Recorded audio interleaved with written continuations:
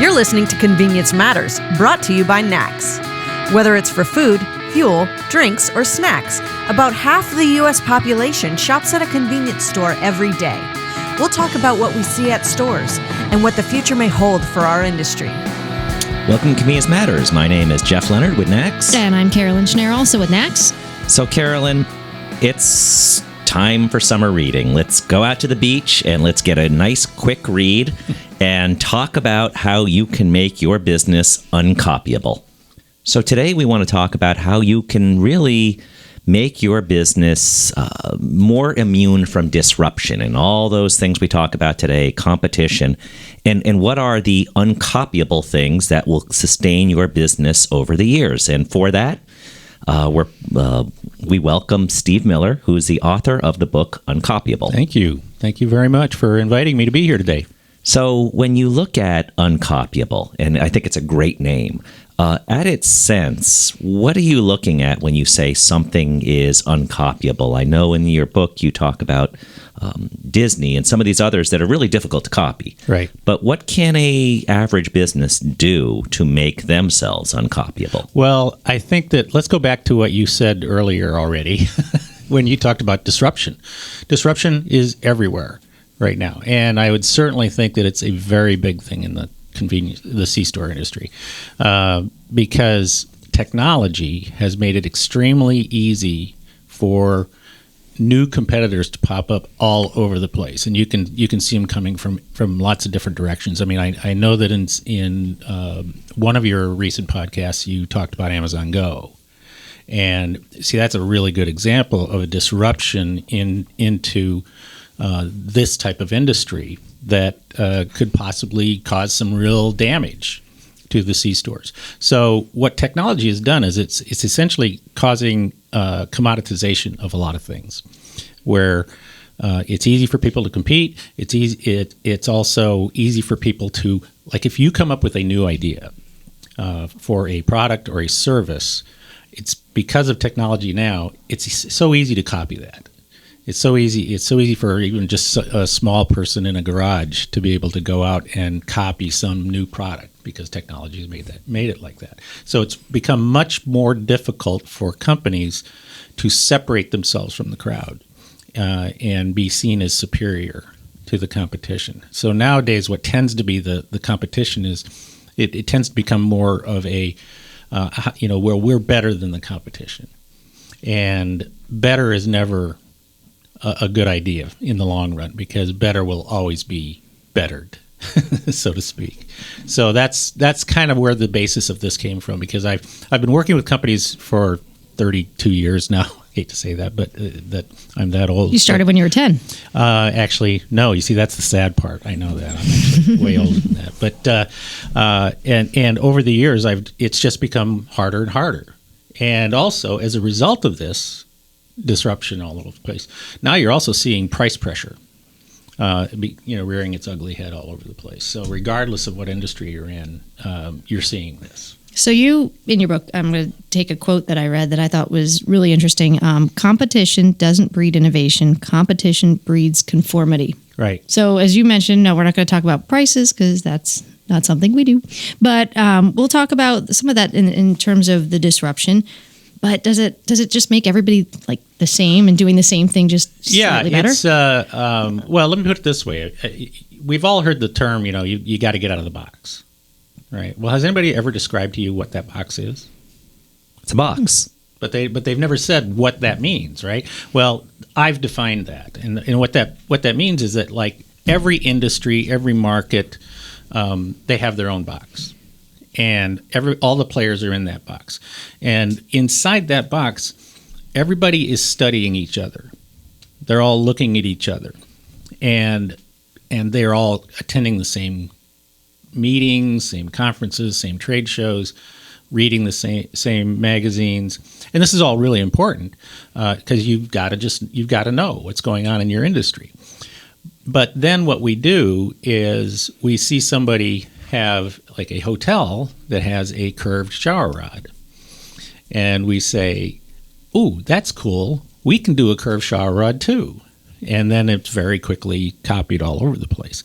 So the idea, when I say competition doesn't breed, it breeds conformity. It doesn't breed innovation. Is that we are all in that box. We're all playing by these same unwritten rules, and we're all looking at each other to get these new ideas. So what ends up happening is this is that better than thing I was talking about. Is that we go, well, we can do that but better, and then they're looking at you, and they go, well, we can do what they're doing but better, and it just becomes this very conforming strategic orthodoxy within the industry. And so I always say that's really a no-win game. I also liked your discussion about subscriptions. And subscriptions, I think when you think of convenience stores, you may not first think, oh, well, let's just have a subscription for a convenience store. But subscriptions are very popular. And how do you get that music now? Whether it's Spotify or Pandora, you pay a monthly fee and you kind of forget about it. And there are possibilities in our industry with car washes and some others where you can do a monthly fee. And now some of the gas delivery companies are looking at subscription models where you pay a set amount, somebody will fuel your gas tank. So when you talked about disruptions in the book, you had some great examples about clothing companies, but that's also a way to make it different. It's a steady income stream. And they can't go somewhere else because it's a subscription to you. Well, not only what ends up happening is that if you are smart, and subscription is just one term. We can use memberships. You can say it's a club, anything like that. I often talk about the frequent prisoner programs that the airlines have. They call them frequent flyer programs, but they're not. They're prisoner programs because I am a prisoner of American Airlines now. See, I will lose more by leaving and going to a different airline. And that's a big part of what subscriptions and membership is all about, is that you are then also, not as it, like if they were getting car washes, see, I would be saying to the store owner, don't just sell them a monthly car wash. Now, what else can you add into that they don't expect maybe, or other benefits? Now, I hate to use it as the example, but kind of the prime example, get that what I just did? Yeah, we okay. Is that Prime ostensibly is developed for you to stop paying for shipping, right? But now you also get video, and you get this, and you get. See, they're putting other stuff in there that makes it difficult for you to leave. But you feel like you're part of a club. Now you're part like, of a club. I'm part of the Prime Club. I'm in the Prime billion Club. Other people. Yeah, I'm an Apple user. I'm something like that. I'm a Washington Nationals fan. Right, that's a club. Fans. It's the fan club. There's a lot of loyalty programs like we have. I know producer Blake over here has his Sheets card, and he's so proud of his My Sheets card over there. So, I mean, it's just something people flash. My dad, hi, Dad. He's all going to be so excited that I'm talking about this. He was like, hey, here's my Sheets card. He comes in and he goes, now can you tell me how to use it? And we had to log in and do everything. But he's part of a club, and he's so excited now he's going out of his way to go to a Sheets on his way home. Yeah, and what this does, the ultimate goal of all of this is to create what I call the attachment versus just having even just a loyal customer. You want to have an attached customer because then they're not going to leave. Subscriptions do tend to turn over when they are just basic commodity. You talk about the car wash, and we've had one next to like a mile from my home for a number of years, and but then a new one opened up a mile in a different direction from us. But it's a brand new C-store with car wash. And so a lot of people who used to go to the first one have switched over to the second one. Because the only thing that's different is that it has newer vacuum cleaners and newer, the newer car wash itself. So that's again one of those examples of it can be copied, and I can make it better. I can make it newer until somebody else comes out and makes one better and newer than mine. So you need to look for those pluses that you can turn it into an attached. I know Carolyn had a question about how to target customers, and I'll get to that in a second. Sorry, I got choked up by this interrupting. I know this is sad, and it can be emotional. But talking about emotional in customers, but I love the phrase and you used about how do you make your customers rock stars, and just how do you delight them? And you used an example on a Southwest flight that they just turned things just totally different. And when you talk about the frequent prisoner program, Right. theirs is just an experience. Yes. And I had an experience on a different airline where the flight attendant was just enormously entertaining. Yes. And very good at her job as well. But tell us that story about how do you So rock you want to hear the treatment. story? Well, Yeah. the story, the Southwest story that you're referring to is that I was flying from I think it was Albuquerque to Phoenix, and my best friend and I were going over there to play some golf, and we get on a Southwest Airlines flight, and as we walk on, my buddy says to the flight attendant, points at me and says, "He's an author." She goes, "Really? You're an author?" And I'm thinking, "Yeah, okay. Where's this going?" And she says, "Do you have any of your books with you?" And I said, "Yes." And so she said, "Well, would you mind giving it away on the flight?" I said, "That'd be great." So after they gave their safety briefing, the flight attendant gets on and she says, "Ladies and gentlemen, we just want to let you know that we have this world famous author, Steve Miller, on the airplane, and he's agreed to give away a copy of an autographed copy of one of his books. And so what we're going to do is we're going to have a contest, and the contest is going to be how many squares of toilet paper will stretch from row 1 to row 30 down the aisle." And everybody starts, right? And she says, write it down, write your seat number down, and before the end of the flight, we'll let know the winner. And it was only about a 45-minute flight. And so after everybody turns their answers in, they get out a roll of toilet paper and they roll it down the middle of the aisle and go along. Like a carpet at the royal wedding. Exactly, a white Or carpet. like her veil. Yeah. Oh, yeah. The CVS receipt. The CVS, yeah. The CVS receipt. I like that. And, Not my line. That's very funny. But then they counted all of those, and by the time we landed in Phoenix, a 12-year-old kid won an autographed copy of my very first book, How to Get the Most Out of Trade Shows, which just thrilled him to no end. But The summer reading program was like, "Oh my God, look what I did." Yeah, but they did it. But they made two people rock stars on that. They made me a rock star, which I wasn't. But it felt pretty funny because, of course, when we walked off the flight, everybody is going by and going, "Hey, thanks a lot. That was cool. That was a lot of fun." And so you can do things like that, because recognition, making people feel like rock stars, that's a huge way to make attachment with people. And customers too often. Like I'm not crazy about loyalty programs as much as I am about creating rock star programs, because I think people appreciate and value recognition far more than they value a discount.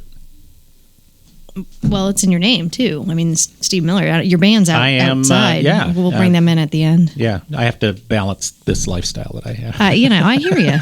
World famous. Well, and also related to that, it's just not the focus of this, but your dad co-invented the 8-track. Yeah, So there you go. There's the music. Probably made the other Steve Miller a lot of money out of that too. Yes. But basically what you're saying is the rock star, it's not putting the spotlight on your product, your business, but kind of turning the spotlight on the customer, and then you get that uncopyable loyalty. That's right. Because it's about them. That's what it should be about anyway. It should be about the customer. It should not be about you.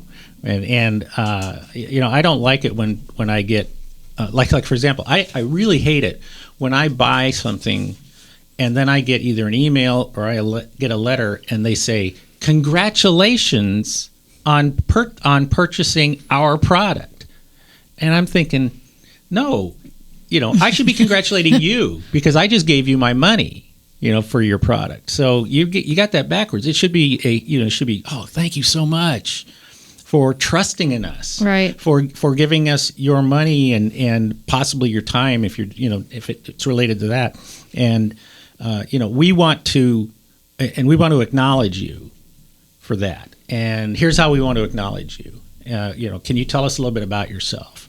And then maybe they have a newsletter that goes out and it tells stories about their customers, or like when people would recommend me, for example, for referrals, you'll often hear companies will say, "Oh, we'll pay you for a referral." I'm like, no, pay for the effort. If somebody refers me, and what I used to do is I used to have a group of big clients of mine, and you guys don't know this, but NACS was also one of the members of this big group that many years ago. And when one of my members would recommend me, well, then at the next meeting that we had together with the group, I would arrange for a limo to pick them up at the airport and take them to the hotel and transport them around while they were there. And I would then acknowledge them in the meeting. And I would say, I'm sure you saw that Jane was riding around in a limo. That's because I just wanted to. Jane referred me to somebody. Doesn't matter whether that person ever became a client or not.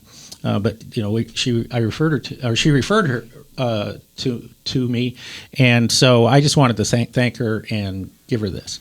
Well, that recognition, she feels good, and now the other people are going, I want to be recognized at the next meeting.